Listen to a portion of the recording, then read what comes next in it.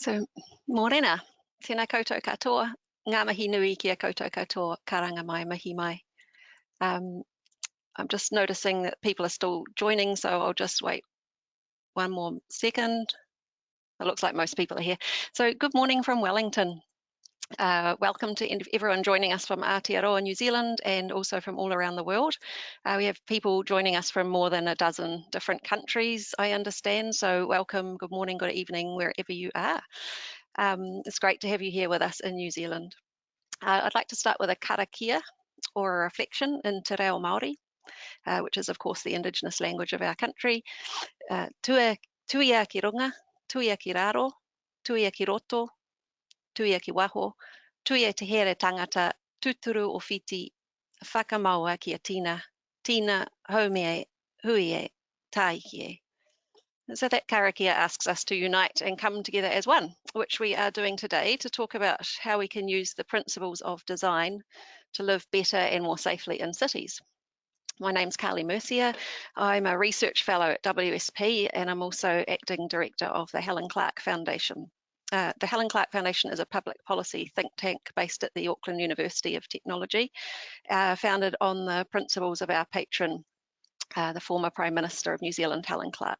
And we are very fortunate at the Helen Clark Foundation to have a partnership with WSP, which supports a full-time staff member to me to write and research about some of the big public policy challenges facing New Zealand and the world, with a particular focus on issues relating to transport and urbanism. Before we start, I have some quick housekeeping matters. So this is obviously a WSP and Helen Clark webinar, and it's part of the Global Snack and Learn webinar series, which is run by WSP Global. It's open to the public and to WSP staff. So we have people from around the world, and we also have many people joining us from New Zealand, from government, local councils, NGOs, and public. So welcome to you all, wherever you are. Just to let you know, your microphones are all muted, so we can't hear you. You can hopefully hear us, but you don't need to worry about making noise in the background. It won't disturb us. So the structure of the talk today, our panelists are going to give us a presentation about how we can use evidence-based design principles to make our cities better to live in, to make sure our public places serve diverse populations and reflect diverse community interests, and to make people feel safe and be safer. So quite a big topic to get through. Before we get started, I'm just going to ask our panelists to briefly introduce themselves. So can we start with you, Anne?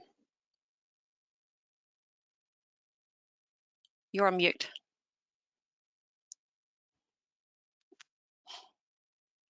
There we go. Good morning.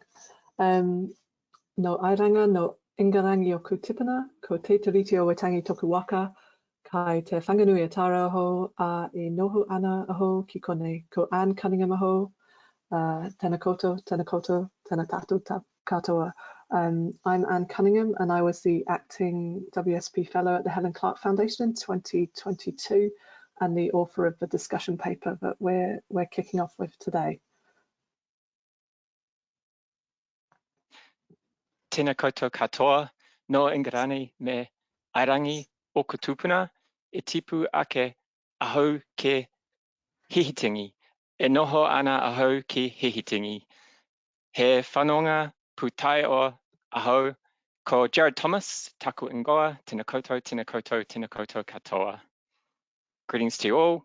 I'm Jared Thomas. I'm a behavioural scientist with WSP. My interest in this topic, I'm very passionate about it, being safer cities, is human-centred design. So making our places, spaces and streets better for our people, which I've been trying to do for a couple of decades now through WSP.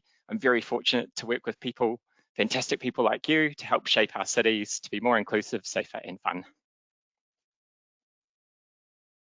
Tēnā tātou katoa, ko te mana te whakapaparanga mai, ko ahoriri te whenua tupu. Kei te whanganui atara o e noho ana, he kaihoahoa o e WSP, ko ana taku ingoa. Good morning all, good evening to some. I'm Anna Michaels, I'm a principal urban designer at WSP based in our Wellington office. I initially came into contact with CPTED during my academic career and have taken this into my practice, firstly through my work in residential master planning and design guides, and more recently into CPTED assessment on WSP projects. Tēnā tātou katoa. Thank you, everyone.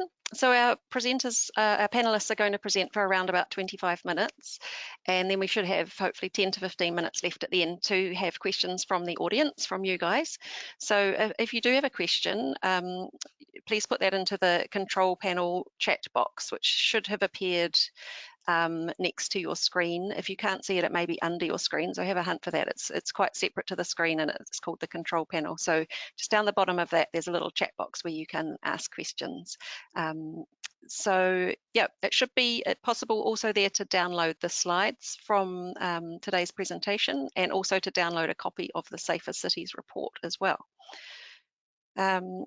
We'll also be recording this webinar, and you should be able to watch it back later. We'll be sending an email link to everyone, but it should be available also on the WSP Global YouTube channel and on the Helen Clark Foundation YouTube channel as well, if you want to watch it again later. We'll send the link to someone else who might find it interesting. Right, so that's all the housekeeping from me. I'm now going to hand over to Anne Cunningham, who is our first speaker, to begin the talk for us. So take it away, Anne. Thank you. Kia ora koutou. I'm going to provide an overview of the Safer Cities by Design report before handing over to my colleagues Jared and Anna to look at the detail of where CPTED has been successfully applied. To provide you with some context from Aotearoa New Zealand, we project that by 2050 it's expected that 70% of the world's population will live in cities. In Aotearoa New Zealand, it might surprise you to know that this proportion is already significantly higher. 87% of our population lives in an urban area. And over the next 30 years, nearly 3/4 of our population growth, around 1 million people, is projected to happen in urban areas. So you can imagine that our policymakers and planners here are preparing our cities and towns for denser, more climate appropriate living, which will involve a shift in expectations for many people from having a dedicated section of land that they call home to sharing good quality public spaces. Alongside this, there is increasing and just expectation that we work towards Te Tiriti o Waitangi, the Treaty of Waitangi. It's our foundational treaty that defines the partnership between Māori and non-Māori. Non-Māori will be referred to during this presentation as Pakeha. This is done according to 3 principles. We work in partnership with Māori, with the participation of Māori, and to actively protect and so uplift Māori culture and sovereignty. We also know that our cities are not yet equal. Different people have different experiences and fears of crime. And there's growing evidence that certain groups suffer disproportionately from both the experience and fear of crime, especially women, trans and non-binary people, Indigenous people, children and older people. For instance, in a recent survey, 73% of young women reported feeling unsafe in our capital city of Poneke, Wellington. There is also increasingly mainstream discussion of how historically urban forms have been determined largely by the needs, wants and cultural expectations of those in power. The result is that our cities are designed to empower the lives of those who are male, European and able-bodied. We also know that people who feel unsafe modify and limit their use of public spaces, exchanging freedom for safety. So we find that they are driving rather than using public transport, and that they are also extending any public transport journeys with, for instance, getting off at safer, what they perceive as safer public transport stops, and then walking to their destination.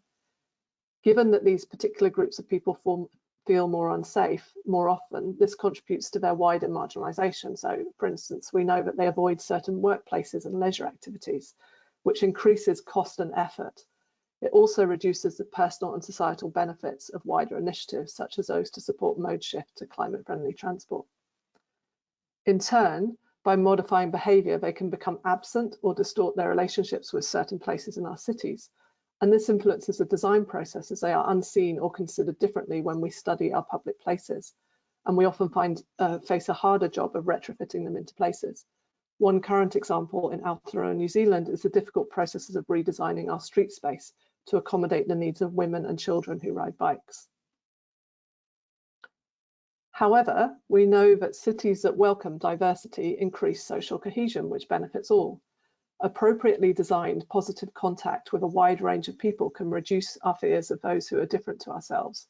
This includes uplifting the dignity of Māori in the design of public spaces to encourage and support culturally safe, positive contact. To give an example of how design can promote pro-social outcomes, drawing on the research, we know that when we walk, we perceive people on the street as safer than if we look at them from cars.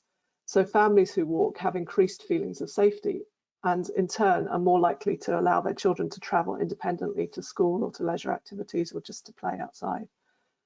And so walking also leads to less spatial stigmatization where particular neighborhoods are perceived as highly unsafe and then treated in that way. One long-standing methodology that has been used to support designers to focus on safety is CPTED, Crime Prevention for Environmental Design, although the literature has since developed to focus on wider city vibrancy. The principles you'll see here on the slide are to promote positive image of place, including effective maintenance, consider how people access and move around places, designing for safe, legitimate activities, developing access controls such as fences and locks so that crimes are harder to commit, fostering a sense of collective ownership, and creating opportunities for visibility and social surveillance, what's often known as eyes on the street, drawing on Janet Jacobs' work. And lastly, understanding the influence of geography, for instance, what's happening in adjacent areas. And these 7 principles of CPTED have stood the test of time since they were first developed in the 60s and 70s. But what has shifted more recently is how we deliver these, stimulated by wider thinking on how they applied when working in different places with different publics, including more marginalised groups. And that is where this report encourages further evolution and development, including to the guidelines that we currently have in Aotearoa, New Zealand. So in terms of the future of CPTED, for those of you that have read the report, you'll be familiar with these. But these are the ways in which we propose that CPTED needs to be developed in Aotearoa, New Zealand. We need the guidance and therefore the practice to move away from physical determinism. One example of physical determinism is just saying that we need more brighter, clearer sightlines. One of the stories we heard when working on the report was a street in Wellington where they proposed brighter, clearer sightlines, and young women had said that actually that made them feel very uncomfortable, as if they were on a difficult catwalk being viewed from bars by male eyes. We encourage sustained multi-agency action-orientated collaborations, and there's an example of that in the report in the Poniki Promise project. And that we use regular and critical use, or we encourage regular and critical use of equity tools, such as the Women's Audit Tool. We know that CPTED doesn't naturally or adequately address equity concerns, so we need to ensure that these are integrated into the process. And we need to ensure that CPTED is led by a profession with diverse lived experiences and also with high levels of cultural competence. Courtney Bennett's 2021 paper exploring how to work with Māori is a really good example of that. And we develop the use of participatory and adaptive processes such as tactical and adaptive urbanism, because these allow us to reintegrate groups that perhaps don't know how they'd work alongside other people because they've been excluded. And through the iterative designs that happen by installing them on the streets and changing them as we get feedback, we can start to take account of the real life experiences that people have once they're back in the city. And of course, the consistent use of post-occupancy evaluation so that we speed up the learning and we enrich the learning from the spaces that we design to improve how the simple principles of CPTED are actually used in an expert way by our practitioners. And I'll now hand over to Jared Thomas, who's going to speak about the behavioural aspects. Thank you, Anne.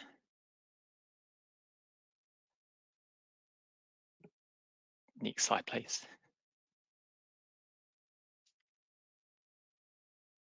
So, great intro. I'm going to talk through how we respond to design. So first up, why do we feel unsafe? Well, actually, it's a little bit complicated. If you look at international personal safety data, which I do all the time as a researcher, you've got objective safety indicators. So you've got homicide rates and things like that. And on paper, New Zealand looks pretty safe. But if you look at our perception of safety, indicators like feeling unsafe walking alone at night, actually, Aotearoa New Zealand, we're feeling less safe, even though on the objective, on paper, we look like our crime rates are reasonably good. So why is there a difference? Basically, there's a whole range of factors related to why we feel safe or unsafe in an environment. There's the objective data and the information we receive from the media around positive and negative stories. That's one aspect of it. But if we want to tap into perception of safety, which actually relates really strongly to actually how we behave, so are we using a place or space? That's what you want to tap into. Even though it's complicated, there are factors underlying it that are situational factors. So how we feel about moving around a place or space when we're in a group during daytime conditions differs from nighttime by ourselves. Individual factors such as the marginalised groups that Anne eloquently spoke to earlier, we've got different experiences individually. Individually, we have different perceptions of risk and what we believe is risky. Then there's environmental factors as well, and that's where CPTED comes in. So having choice, behavioural control. So are there multiple ways to get where I want to go? Are there multiple times of day that I could travel to that location? Ability to be seen is really important. And my favourite one is the presence of undesirable people. And undesirable, I won't unpack that today, but that's always a heated one. But it does come out. How you determine someone's undesirable varies from person to person. We could go to the next slide.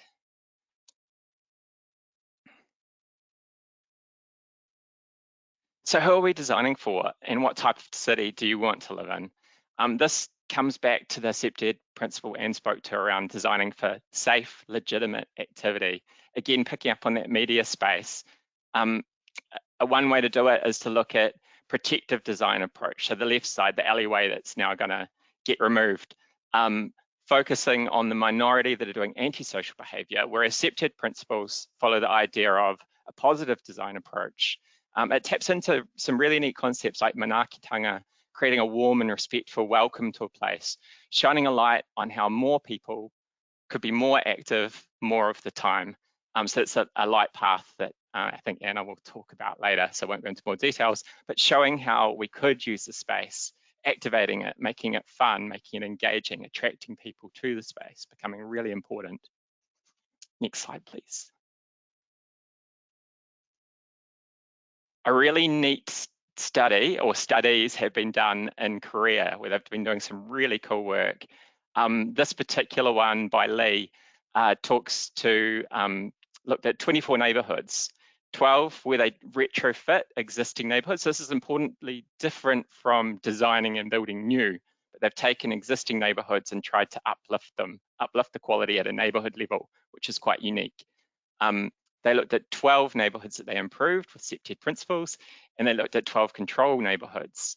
And they looked at these types of things. So the CCTV, the street lighting for eyes on the street, murals, pavings, fence removal, transparent fences, community parks to build in that sense of community and belonging.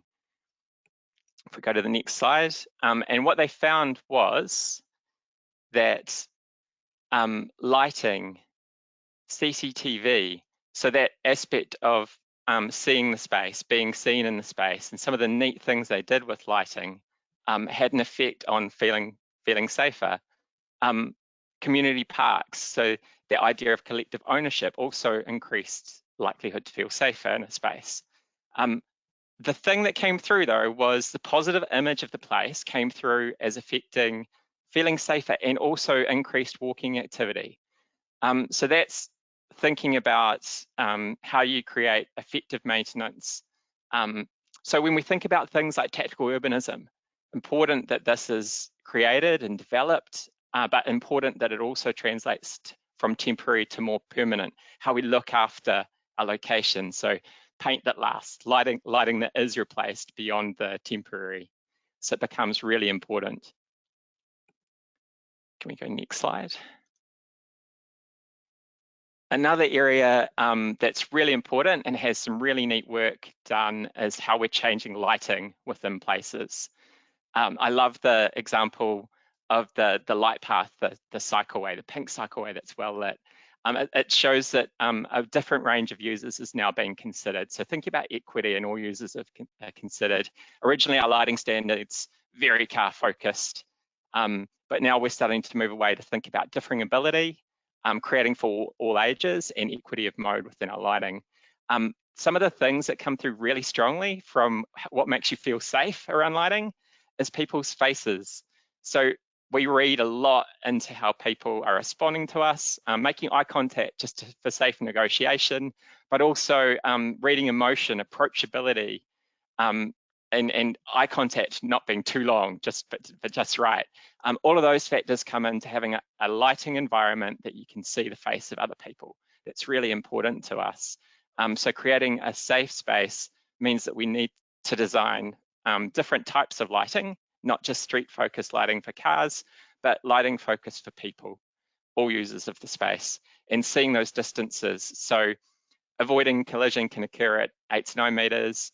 You can start to get facial recognition, including celebrity recognition in photos, at about sort of that 8 to 10 meter space. And then people start to feel more comfortable if you can give them more space, around the 15 as recommended in guidance. Uniform light as well. So brighter isn't always better. And some of the neat work I've been party to and being able to work with other people, including people who are legally blind, still have some light vision. So at night, the glare and the pooled light, so that uniformity of light going from light to dark, light to dark, light to dark, really is problematic. Having uniform or consistent light, even if it's lower, is the way to go. Next slide, thanks. So lighting's expensive, right? But actually the benefits are huge, and some of the developments in lighting technology means that the ongoing cost of lighting doesn't have to be preventatively high. So some really good work in the UK and US has looked at crime related to lighting, and it is variable, but overall there is a reduction in crime. It depends on how it gets used though, which I'll go into in a sec. There's an increase in pedestrian trips if it's done right, and there's a reduction in feeling fearful. But there's quite huge variability in how it's applied and where it's applied. So if you're just adding lights to a crime hotspot and just doing a spot treatment, not so successful. If you're adding light to an active community and bringing them into the design process, that's where it's been seen to be effective. So if your community is calling out for change and you've got an active community in an area and you've enabled them to be part of the discussion, that's where lighting works. That's the neighborhoods where it is picked up, and you do get these increases in walking, people feel safer. The lighting treatments can work in support of the community, but not in isolation. Next slide, please. Some of my favorite work comes from Canada. They've done some really special work around wayfinding, and what I love about it is they've actually put some evidence base behind it as well. There's a really cool concept, I talked about it before, manaakitanga, creating a warm, respectful welcome into a place, being inclusive. And then tūranga waiwai, a place to stand, feel empowered and connected, a sense of belonging, security, all of those feelings of the place. How do we enable that and embody that within our design? Toronto have done a really neat job of some quite simple stuff, and I like this one again because it can be placed into an existing environment. So the power of wayfinding, increasing exploration of space. We're naturally curious when we are new to a place or haven't explored all of it.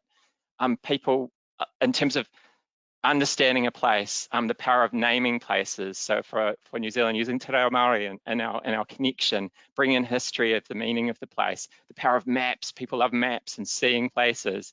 So this wayfinding example and basic signage, positive guidance on signage as well, showing what a space affords. Just some pointers around that can connect places.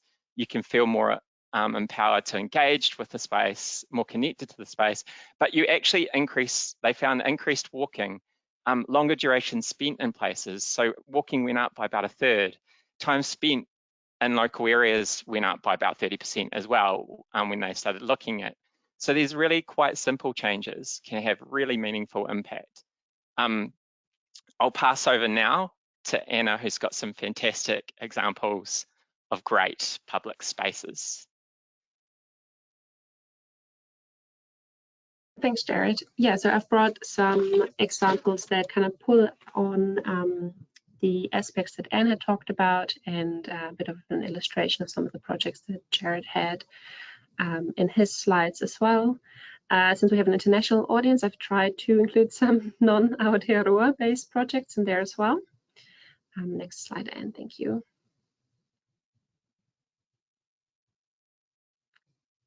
So this is TO 360 in Toronto. So that's just picking up from the last example that Jared had, and it's a wayfinding project. TO 360 has spent a considerable effort in ensuring an extensive co-design process. In this new strategy, wayfinding signs include features for all users, such as maps that are located between 90 to 140 centimeters above ground to ensure legibility by all. Next slide. Additionally, the Vibrant Streets program that ran along this wayfinding concept focuses on harmonizing the design and placemaking of street amenities to reduce clutter, beautify city streets, and give Toronto an identifiable streetscape. So you can kind of see it in the top left image. You can see the change in the paving. It's a really good way of having one clear strip along the public streets that has all of your street furniture. So that's the signage, that's your light poles, that's your seating on, or your bus shelters, which keeps the rest of the footpath clear for users of all abilities. Next slide, thanks. The smart lighting system is in Denmark. It demonstrates that lighting can go beyond illuminating a space to our standard engineering requirements. Instead, being able to provide amenity lighting plays a huge part in activation of a space and our feelings of safety in that space. Next slide, thanks. The path was developed alongside its future intended users, which you can see in the top left there, which were the school children cycling this path to school every day. There's some great examples of this level of co-design with our children in New Zealand as well. For those of you interested in looking it up, for example, we've got the Place Cadets project by Gather Landscape Architects, and specifically Dr. Wendy Hoddinott. The project explores ways in which Tamariki and Rangatahi can be active designers and researchers in their neighborhood spaces. So that's a really great example as well for you to do a bit of homework. Next slide, thanks. The designs we love to see as architects, as engineers, are always beautifully finished spaces. And the Tainui Shared Street and Town Square certainly delivers this. Next slide. But the value here came much earlier. Through a meaningful co-design process with the local community over an 18-month period. Through this co-design process, we've really had the community take ownership and stewardship over this newly created space, and they're now putting it to frequent and good use. As you can see in those bottom two photos, we've had some great events being run by the local community in this space. And the level of this community use really is the real measure of success for such projects in terms of creating safer places and spaces. Next slide, thank you. The rebuild post the destructive 2011 earthquake in Christchurch has seen the city flourish again through world-class projects such as the Margaret Mahi Family Playground. You've heard the expression, it takes a village to raise a child, but could children really help raise a city? Next slide, thank you. The project continues to be a catalyst for economic regeneration for the post-earthquake city and its people. Over 6,000 children contributed to a design competition, and over 100 technical specialists contributed to the detailed design of the park. And this included key stakeholders and mana whenua who were engaged with throughout the process as well. So it was really a huge collaboration with the wider community to create this vibrant space. Next slide, thank you. So I'll leave you with this final thought, that our public realm, when designed through a social and equitable lens, can be a catalyst for wider community health and economic benefits, and that an inclusive co-design process that meaningfully involves all future users inherently creates places that are safe for those users. Thank you. I'll hand back to Anne to round us out. And just to guide us into the questions, a reminder of where we hope to see the future of CPTED in Aotearoa New Zealand. We would like to see a shift in the guidance and practice away from physical determinism. We'd like to encourage and support more sustained multi-agency action-orientated collaborations.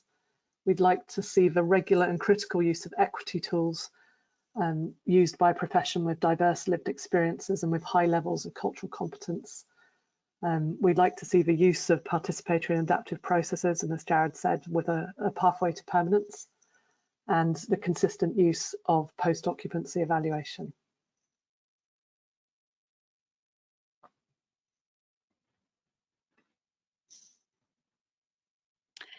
Thank you very much to our panelists. That was really interesting. I learned a lot. What really struck me was just the creativity from some of those examples that you showed. It's great to see, examples that focus on making things beautiful as well as fun and functional as well. And I can confirm that Margaret Mahi playground that Anna spoke about in Christchurch is excellent. My kids love it. We have to go there every time we're anywhere near Christchurch. Yeah. So we have some questions coming in. Just a reminder to people that you can ask questions by posting in that chat box on your control panel, and please do. We'll try and get to as many questions as we can.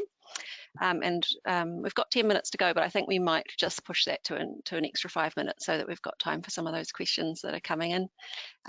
So I'm going to start with a question from the Urban Advisory in New Zealand.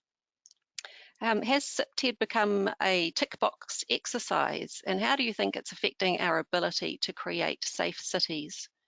Would you like to try that one, Anne?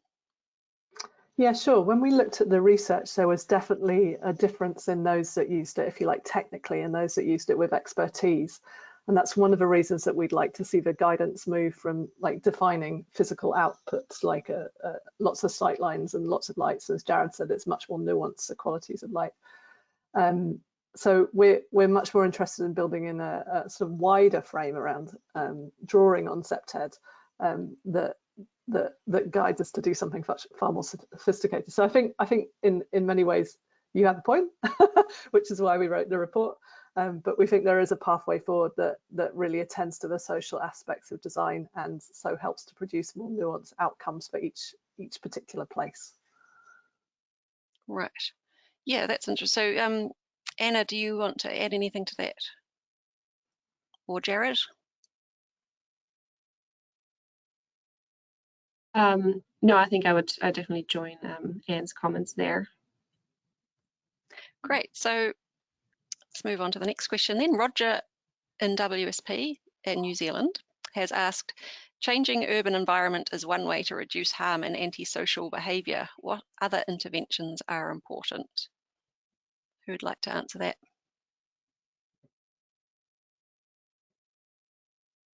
I can have a start if you like. Yeah, it's a really good question. I guess the opportunistic crime does happen, and so will people just move to other locations, and how much does CPTED control for it versus other factors? There's short-term things that you can do to reduce exposure to risk in environments, like better public transport and real-time information, but really addressing the underlying needs of those committing the crime and harm and supporting them. So community support centres, linking them to the right support and help. There's really good alternatives to traditional penalties, things like cognitive behavioural therapy, and actually addressing the underlying issues. Putting staff on the street as well is another way to connect and build trusted relationships with people who are spending a lot of time in neighbourhoods. The British Transport Police travel along rail lines and stations and start making those connections. We have good examples in our communities of people that care for and look after and walk the streets and form those relationships. And then better ongoing surveillance as well, monitoring and detection are all tools. I think Anna might have some other things to add.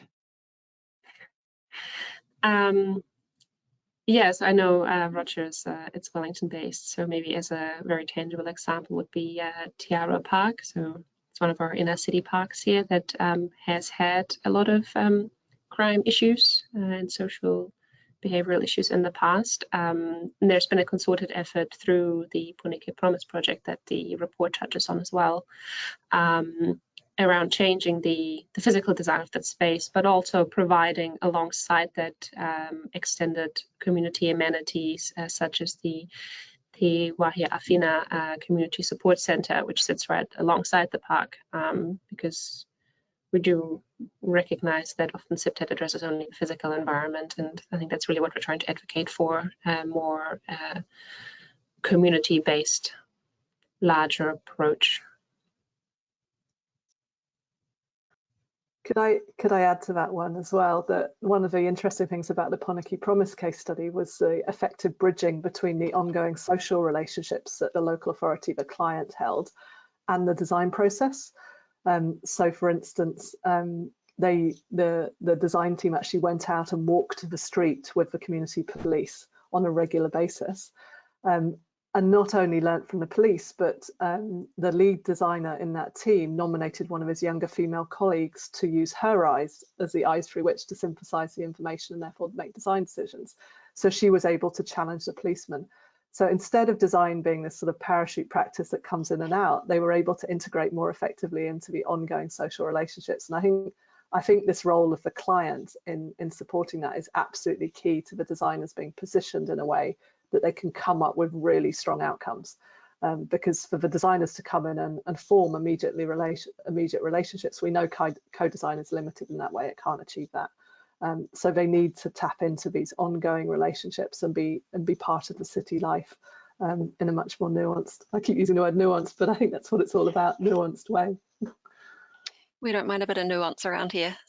Thanks, Anne. And also that park's looking really lovely now. I was down there the other day. Just a switch of topic here. So a question from Te Whatu Ora, New Zealand. What is the intersection between this work and Te Whatu Ora in light of the Healthy Futures Bill? So it's a New Zealand specific question, but it's sort of talking about how this work links to health, I guess, more generally. Yeah, I would say that research has clearly established a link between our built environment and our community and physical health. I think usually in research, I'd say that this is sort of split between physical and mental health. The cities, our cities that are designed to be more socially and therefore safer, support more physical exercise and decrease car use, as Jared had mentioned, in terms of increasing walkability in people that walk more often. I think the bigger impact of safer cities, maybe surprisingly, comes from the benefit to our mental health. So if we have a reduction in everyday stress, it actually has a huge impact on our overall well-being.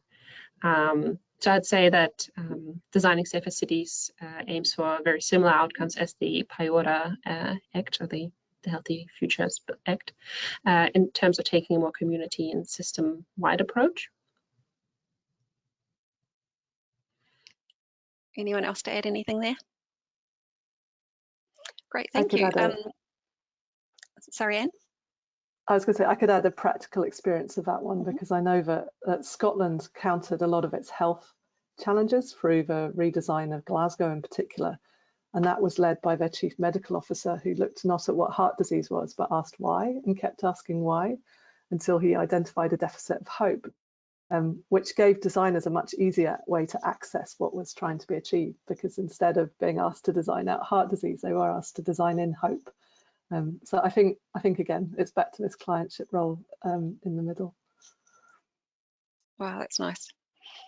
Okay, another shift in topic. Lucy at WSP in Australia has asked, what are some of the best ways to understand and measure women's safety, noting that violence is not always reported?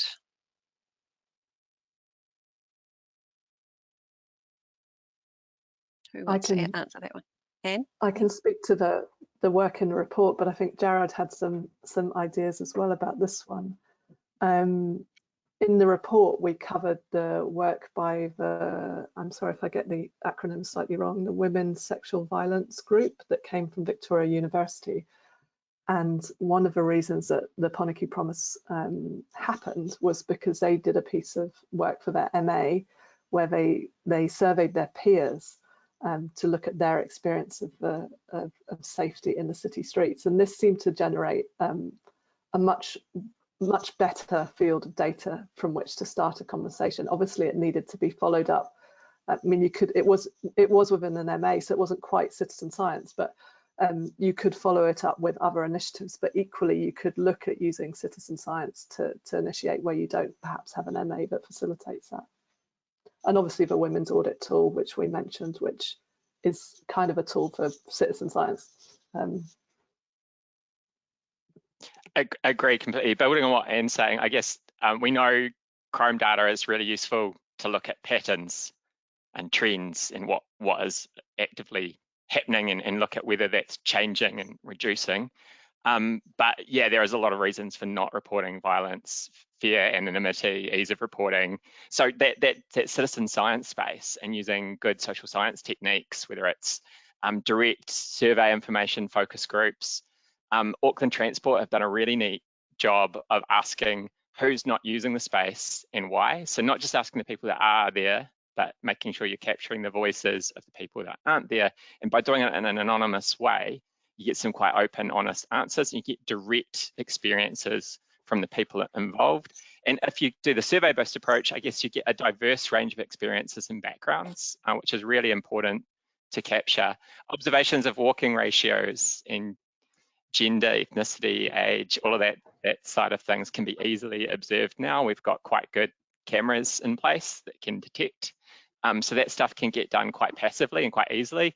South Korea have a really good example of where they've started moving to tools that aren't quite there yet, but they've got abnormal sound detection devices amongst other things. They've got over 2,000 crime prevention tools where they're getting all this data in all of the time, but that can detect alarms from a car crash to something breaking to vocal distress. So starting to get to that space as well and starting to use our smart city technology as well to passively capture what's happening where. Wow, that's cool. I noticed that we're at time, but as I said before, I'm just going to push it out a little bit and ask one and possibly two more questions before wrapping it up because the conversation's so interesting.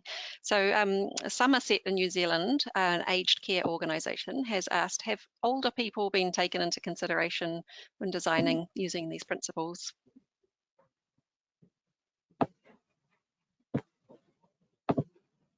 Did you want to go first, Dana? No, you kick us off. Go on. Yeah. Okay. So we have an aging population. So in the next period of time, about a quarter of Aotearoa New Zealand will be over 65. So this is very important and is being better and better looked at, I think, in terms of new design. So shade, places to sit. Australia are moved to shade on every street now, and new designs just about, and places to sit, even footing, physical and mobility, impairment, accessibility. And now we're starting to move into going beyond not just thinking about alternatives to stairs and can people move from place to place, but looking at different ability like neurodiversity coming into the equation as well, starting to look at a wider range of abilities. So more people being included in the discussion as a component of that, and introducing accessibility audits is a key component of that. Planning as well, I guess. So there's the Age-Friendly Urban Places guide, which has got some really neat examples within New Zealand. So the Hamilton Lake domain, bringing walking tracks together with playgrounds. So you're engaging fun for young and old is a really neat concept. But where I live in Havelock North Hastings, there's a really beautiful park which has got not the best sightlines, but it's connected onto a retirement home, and the people in the retirement home actually care for the garden spaces. They do the planting, they look after it, they take ownership of that space. So they become the social surveillance and caretakers of that space, which is really neat. So there's things we can do around planning, and then maintenance is one of the things that came through from that other Korean work. So if you can maintain the space, that makes it easier for all, which is really important to that aging population. Yeah, definitely. I think if you look at it from a CPTED specific assessment point of view, so from, I guess, the practice, the angle that I practice, accessibility is definitely a complex issue. I think in the front end of the guidance around community safety audits and interviewing guidelines, it's definitely it's specifically in there, it's written in. You should be considering and interviewing users of differing abilities, but that's assessing, I guess, existing context and potential retrofitting of that existing context. When you get into looking at assessing new construction, the 7 kind of like key qualities that we work to in New Zealand don't actually specifically mention universal accessibility. And I think we usually, at least at WSP for our infrastructure projects, we always have an accessibility consultant on the project as well. So you've got someone that's looking at CPTED, but you also have someone that's looking at accessibility and someone that is specifically looking at wayfinding, so they're subject matter experts, and it just becomes about working together with them very closely, because you do in the end have what I would say is a common goal, and that is those like safer cities for everyone. Yeah, that makes perfect sense.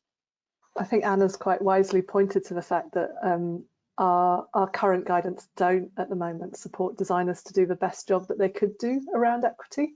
And that's one of the reasons why I think when we were doing the report, we found no one who thought that there wasn't an opportunity in using the more recent research and experiences of practice to enrich our current guidance and give us a new platform on which to build better cities.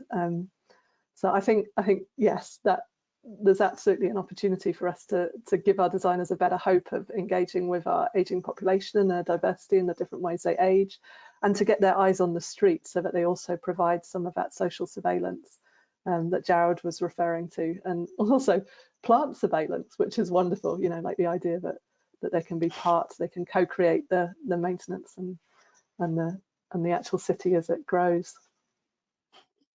Plant surveillance. We don't have much time, but I'm just going to be cheeky and ask one last question, which I hope you can answer reasonably quickly, because I thought it was an interesting one. So from Miriam, sometimes we hear councils not wanting to put in lighting in public spaces as they don't want to attract people to certain areas at night. And she's given this the example of semi-private space within multi-unit developments. She's asking how we respond to this if it means communities feel unsafe. Is it about lighting networks rather than one-off lighting responses? Has anyone got anything they want to respond to on that one? Update the guidance so that isn't the direction that councils go in, I think would be my response. Yeah, I think that was on that. No. The quickest way of addressing it. I think often we've found that with the guidance that we currently have, it isn't advised that if a space only meets a couple of the criteria and the guideline, that you implement those. It really needs to meet a lot of the safety guidance. So you can't just provide lighting, you also have to provide activation and sight lines. So the councils often decide to not provide the lighting because it would actually lead to a larger project in terms of also programming that space and potentially making other changes to the physical environment. So yeah, I think that kind of brings us back around into a circle to what Anne just said in terms of if we change the guidance and how we address designing public spaces, even if they're semi-private, they'll go a long way to getting councils to then also. Well, there you go. That's a nice way to end on a challenge for the future going forward, CPTED in New Zealand and other places as well. So I hope you guys have enjoyed yourself today. I have certainly done so and also learned an awful lot about this topic. So thank you to our esteemed panelists for your amazing contributions today. Let's end as we started. This is a karakia that acknowledges that our conversation and time together is finished for now, and it asks that the strength and life force of our ancestors be with each and every one of us. Kia tau ngā manaakitanga a te mea ngaro, ki runga ki tēnā o tātou, kia mahia te hua mākihikihi, kia toi te kupu, koi te mana, toi te aroha, toi te reo Māori. Kia tuturu ka whakamaua kia tīna hui e tāiki e. So thank you very much, everyone, and I hope you do enjoy the rest of your days or afternoons or evenings, wherever you are.